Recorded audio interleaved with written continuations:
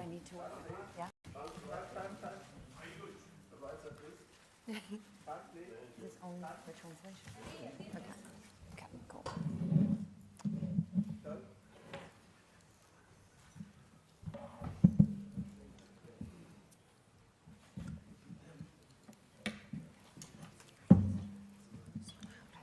Thank you very much. Thank you. We'll get started.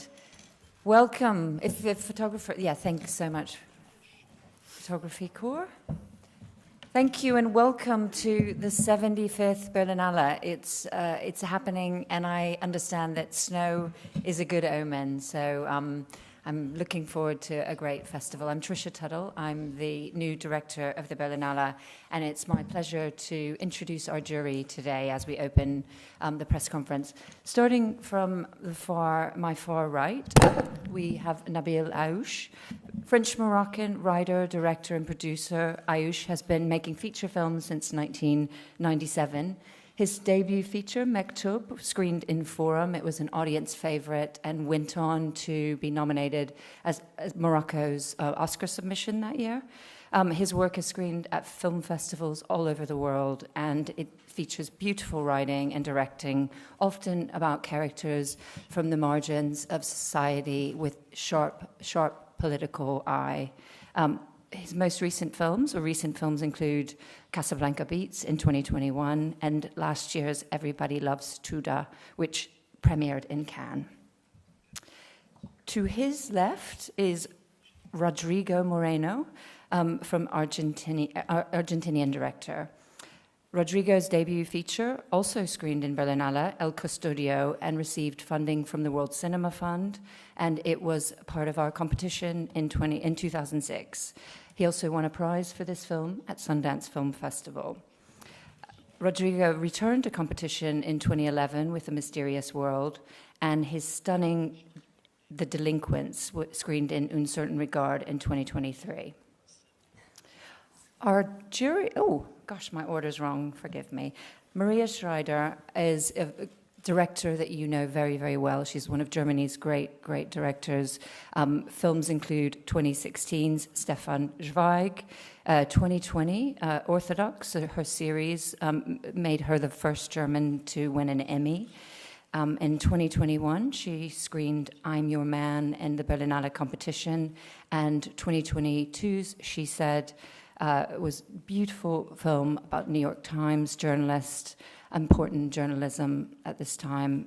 And Maria also is an actor. Her 1999 Amy and Jaguar opened the festival, and she won a Silver Bear for her work in that film. Our jury president, Mr. President, is Todd Haynes. He was first at the Berlinale. We have a theme here. First at the Berlinale in 1991 with Poison, which won a Teddy Award. Since then, he's made many films and won many awards for a range of features, which are as diverse in style and subject, but also unmistakably hit the work of Todd Haynes. Highlights include Safe in 1995, I'm Not There in 2007, Far From Heaven in 2002, and he, of course, works with many wonderful actors, including Kate Winslet, Kate Blanchett, Natalie Portman, Julianne Moore, Mark Ruffalo, Christian Bale, and Todd, thank you very much for being our jury president this year. Fan Bingbing is to Todd's left, and Fan Bingbing is one of Chinese cinema's brightest and biggest stars. She was awarded the Golden Rooster for her role in Feng Xiaogang's 2016 I'm Not Madame Bovary. And other work includes Li Yu's Lost in Beijing, which screened in the Berlinale competition. And she worked with Chen Kaige on Wu Ji, The Masters of the Sword. She last attended the Berlinale with Green Knight in 2023, and it's a delight to have her back at the festival. Costume designer extraordinaire, Pina Degler, is German-born and Madrid-based. She had very unforgettable designs in a number of films like Nico Caro's live-action Mulan, for which she was Oscar-nominated, Todd Field's Tar in 2022, and most recently, stunning work in The Room Next Door with Pedro Almodovar. And last but certainly not least, Amy Nicholson is a film critic, new film critic for the Los Angeles Times. She's host of a podcast, Unspooled, and she's a member of the Los Angeles Film Critics Association and the U.S. National Film Critics Association, Society of Film Critics. Her books include Tom Cruise, Anatomy of an Actor, and Extra Girls. Amy, it's great to have you with us as well. Thank you. So we'll open up. First question. Go ahead.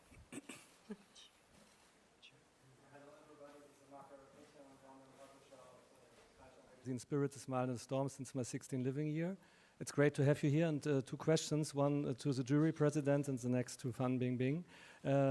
Todd, are you curious? You created this wonderful I'm Not There. It is a fictional Bob Dylan biography, and now we have this new biography with Timothy in the leading part. Are you curious? And question to Fan Bingbing. Hope you remember our film interview on Green Night 2 years ago. How is it for you now to be a jury member and evaluate films, because you're an actress in general? Thank you. I confess I have not yet seen the Dylan film, but I look forward to seeing it. I'm still catching up on movies from this past year. I think if there was one message in my Dylan film, I'm Not There, is that there are many, many Dylans. And there's room for even more. Great. I remember you. 2 years ago. We were some interview. Right. 2年前我带了《绿叶》这部电影来到了柏林电影节。其实我跟柏林电影节的缘分早在2007年，那么那时候是带了一部电影叫《Lost in Beijing》。那这次来做电影节的评委，其实让我 I was here a couple of years ago with Green Night and previously with a film called Lost in Beijing, and it's a very pleasant surprise for me to be here, faced with lots of outstanding films. I'm very much looking forward to them, and for me it's going to be a very big learning experience, and I also hope to be able to see some very meaningful films and performances. Thank you. Hello, good morning. My name is David Martos from Quinótico in Spain. I have two questions for Mr. Haynes and for Mr. Moreno. Opening a festival like this one feels like a dream in the middle of the political landscape we are living. I would like to ask you, Mr. Haynes, how do you feel about everything that's going on in your country, and how do you think that this new presidency is going to affect the filmmaking landscape in your country? And for Mr. Moreno, pretty much the same thing with the president of your country. How do you feel about the situation? Nice coincidence. Of the Argentinian filmmaking community? Yours, of course, in English. If you want to answer in Spanish, Rodrigo, perfect for me. Thank you. Thank you for the question. We're in a state of particular crisis right now in the United States, but also globally. And I think everyone I know in the United States and friends abroad are witnessing this barrage of actions in the first 3 weeks of the Trump administration with tremendous concern, shock. I think that's been part of the strategy, is to create a sense of destabilization and shock among the people, so that how we proceed toward coalescing different forms of resistance are still in the works and are still being figured out among Democrats. And I have no doubt that there will be many people who did in fact vote for this president who will be quickly disillusioned by promises that he made about economic stability in the United States. How this return of this Trump presidency will affect filmmaking is a real question hanging over all American filmmakers. And I think it's a question that extends beyond the world of filmmaking. It's how do you maintain your own integrity and point of view and speak out to the issues around us as forcefully and clearly as possible. And I think that remains to be seen. And I think always with filmmaking in particular, the financing question is complicated. So it's also about the kind of financiers who are willing to take risks and willing to support strong voices. And I think that exists, but again, it takes examples and positive outcomes, I think, to fortify those kinds of risks that people may want to take. Well, it's, as you asked the same question for both of us, I could say more or less the same thoughts, because the situation in Argentina, of course, it's 1 year. We've been having this government with a crazy guy, total fascist, pronouncing every day against gays, against scientists, against educators, against filmmakers, artists. So it's a nightmare for us. But there's another thing regarding, particularly with the film industry, is that we had till last year, for our last 30 years, a very strong film law that allowed us to make films, very similar to the French system. So that means that we had a National Film Institute financed by a tax that pays the spectators pays every time they go to the cinema, and the television also. So it's apart from the national budget, and that allows us to make our beautiful cinematography from Argentina during above all the last 20 years, where the renovation and new generation made. But now everything was defunded. So this year there was 0 films produced by the National Film Institute, which is a tragedy for us, of course. But we will keep on making films anyway, with cell phones, with whatever. The main problem is the workers, the old people, the poor people, which is increasing every day in Argentina. That's the real problem we have now with this kind of policies and economical situation, yes. Okay.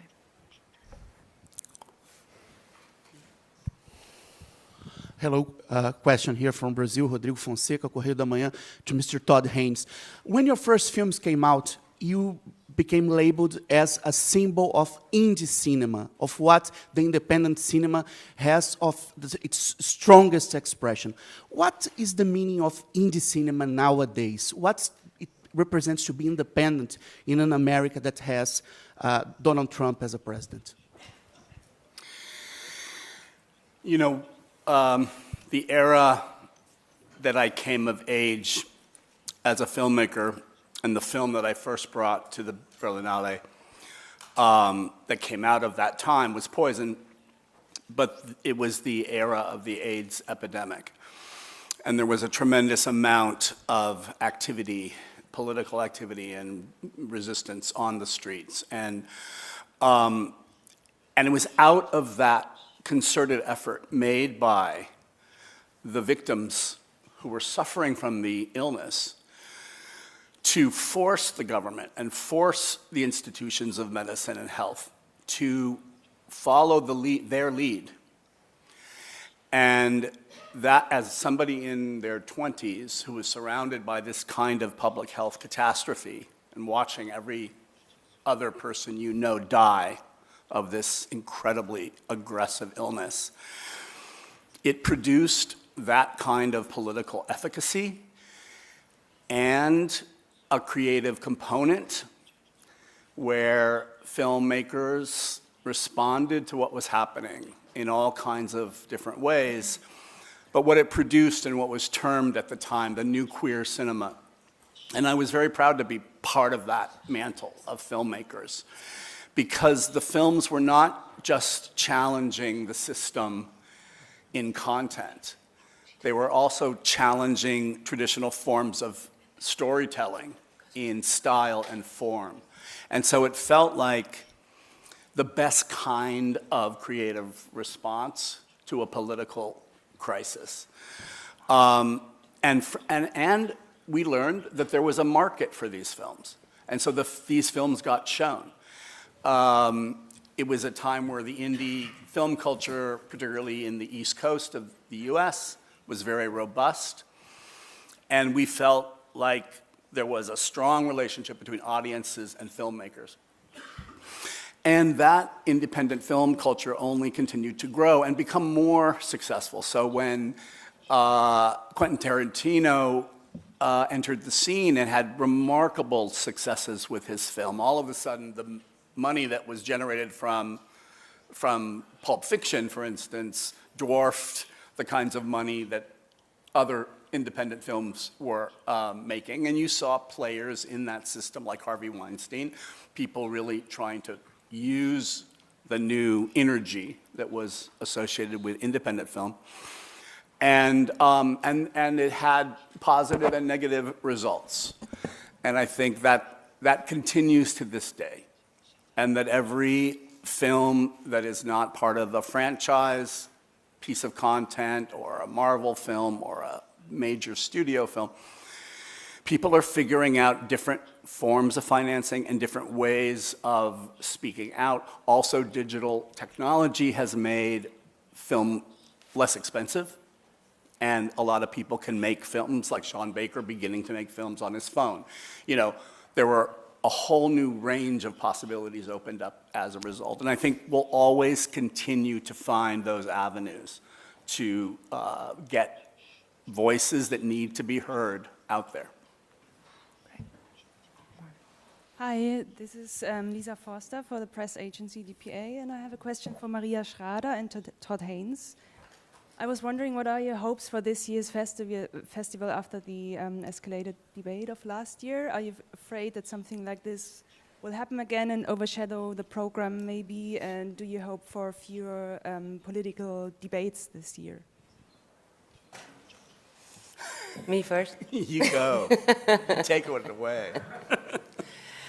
So generally, I think fear is not a good accompanying thing, and I don't want to fear anything. I want to celebrate these particular spaces, which are spaces for culture and the imaginary world, the imaginary domain, maybe you can call it. And I think the wonderful thing about these spaces are that there are rooms where a question can be asked, controversy can start.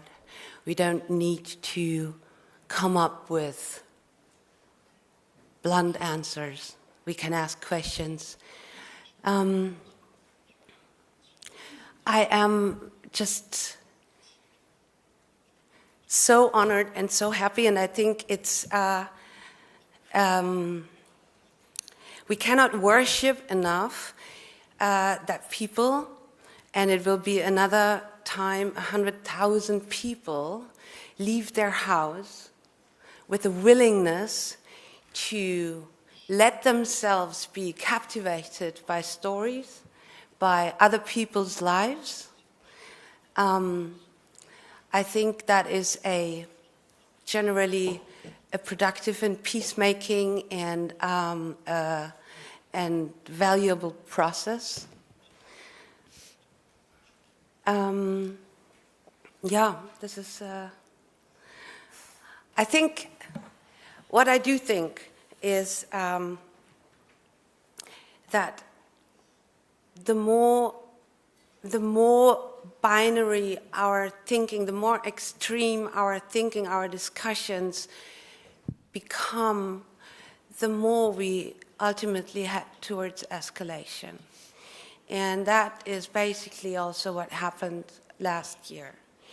And I think we are violating ourselves because every single individual is a complex person with a lot of shades of colors between just black and white.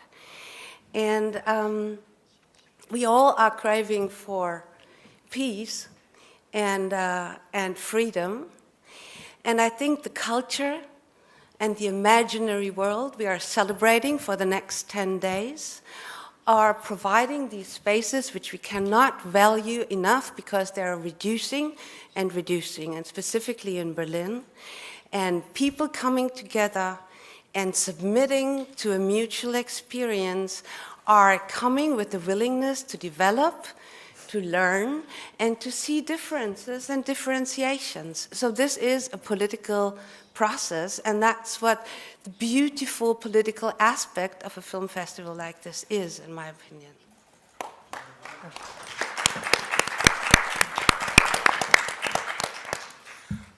There's something I can really add to what Maria said. I completely share her optimistic feeling and defiance in embracing this festival, this moment that all of us have the privilege of partaking in, a look at what's happening in cinema around the world at this moment. And coming from different places and having our own different lives and experiences as filmmakers and film artists also brings that kind of diversity together into a concentration of time and openness. So we've already begun the process of watching movies together yesterday. This is going to be a superb experience, I think, for all of us, a really, really great group of people. That's not to say that this festival has always had a strength of conviction and an openness to challenging and political discourse, and bringing that into the filmmaking and into the process of people coming together and taking note of what's happening in the world. And what's happening in the world right now has put an extra urgency to all of that. And that's something this festival in this city, which has withstood more challenges and an unbelievable history that it has recuperated from time and again. That puts the site that we are in this particular festival in Berlin, really in the crosshairs of the moment that we're in, but that we are looking at it from a cultural perspective. Right. Hello, this is Katrina Steiner from German newspaper Bild. I have a question for Ms. Schrader, Ms. Tuttle. We have a general election coming up in 10 days, and the far right is going to make a big splash, probably here in Germany. How does this development here and all over Europe affect you, both as artists and as people? Well, I think I'm affected by this like everyone else. We don't know the outcome yet. And sometimes, this is a personal thing, sometimes I feel it's hard to, for an artist, specifically for a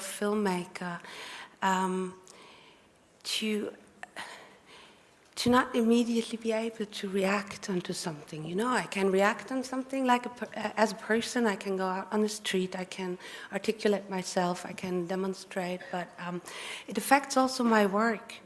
I read a lot of things. I have a lot of thoughts, and I sleep over it. And I think, is this really relevant right now?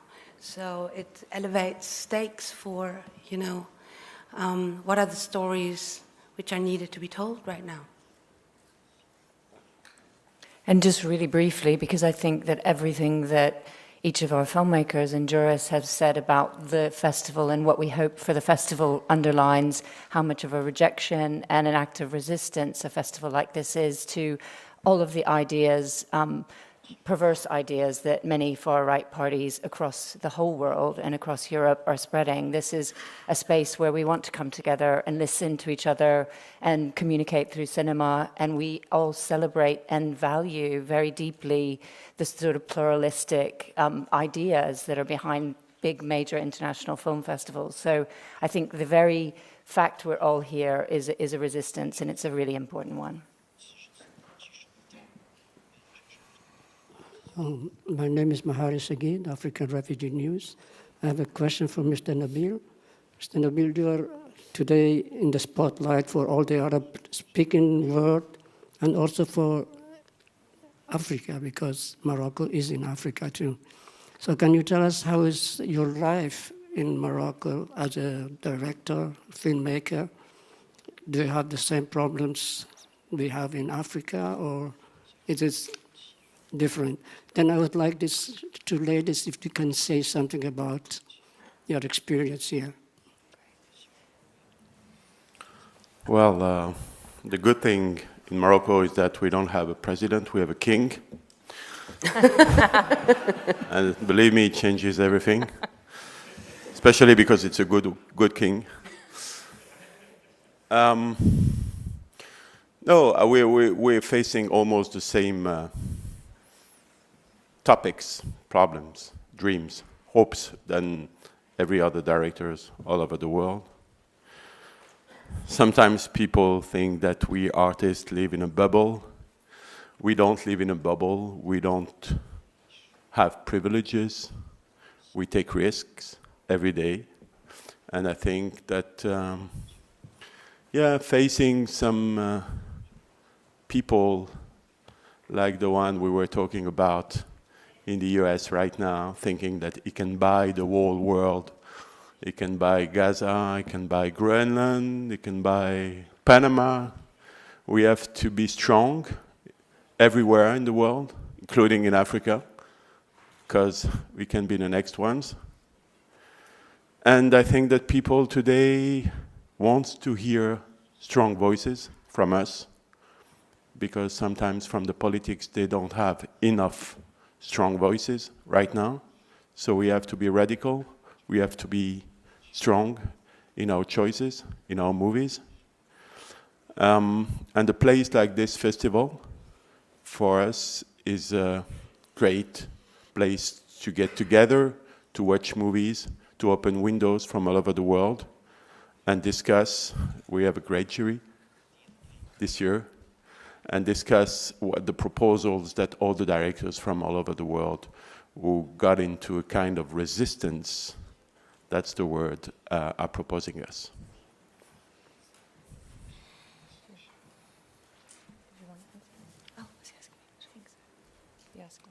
Oh, I just want to echo the words that Nabil said. It's such an honor for all of us on this jury to come together, representing different countries, different continents, in the service of finding beautiful works of art that speak to people.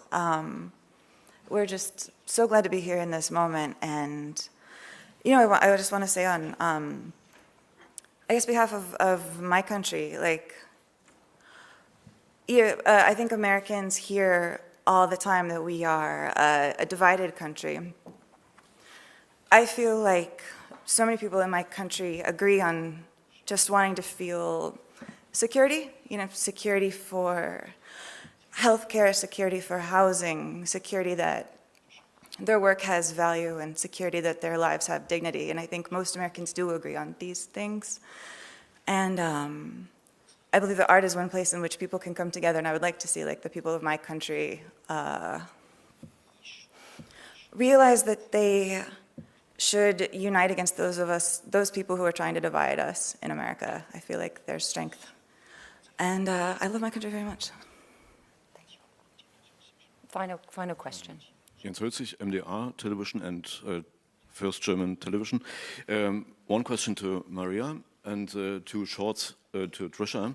Maria, was ist aufregender, schöner für Sie, mit dem Film in die Preisverleihung reinzugehen oder selber über Preise zu entscheiden? Und Trisha, Tom Tickler said in these days, you are a gift for Berlin.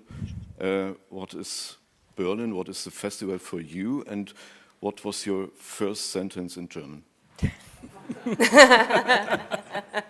Start. Okay, first I want to align myself with Tom Tikva. I think Trisha is a gift for Germany and for this festival. Being here as a filmmaker and presenting, or as an actor presenting your own work, is adrenaline, is very focused on this premiere. It's you do interviews all day long, and being in the jury is still being in the same place, but it's almost the opposite. It's almost, you spread your attention as wide as you can, and probably apart from having the privilege to see all these films, actually being the first audience to see films. We already watched films yesterday. This is a great privilege. Beyond that, I think it's also a process of community building. We will get to know each other so well during these next upcoming 10 days, but it's not only us. Yesterday night we met all the other jury members, and I hope we'll walk across. And so generally, I think the physical presence of other people, the meetings, the being in the audience, we will have some screenings, we'll also attend with the audience. I'm very much looking forward to that. And yes, my life is so dominated by meetings via Zoom. The whole She Said was prepared, via Zoom. I never met people, in person until I got there. And this has been going on till today, so I cannot be happier to be in the room with you today and, being physically present during these next 10 days.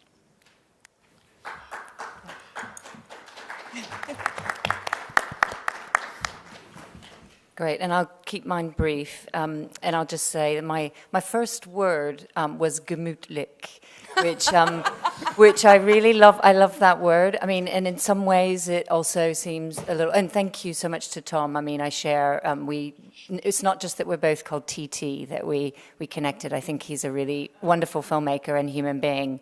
And I think gemütlich also, I think the kind of warmth that I always felt from this festival when I came as a young professional is really inclusive. Everybody gets invited to the parties. Everybody got into the screenings.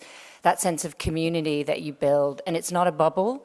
It's hopefully, we're not locking out the outside world. We're inviting people to come into this space and share cinema with us. And we hope, I want to echo what Maria said about conversations are complex. And if we stop talking to each other and we stop talking to each other around cinema, that's when things are really scary. So I think we shouldn't be scared of conversation. We shouldn't be scared of the fact that the world is a troubled place, and some of that is going to come out in the conversations we have. But I also hope, and I feel from our jury, that we're going to do it with a lot of love and a lot of care. So thank you guys very much for being my first jury. Thank you.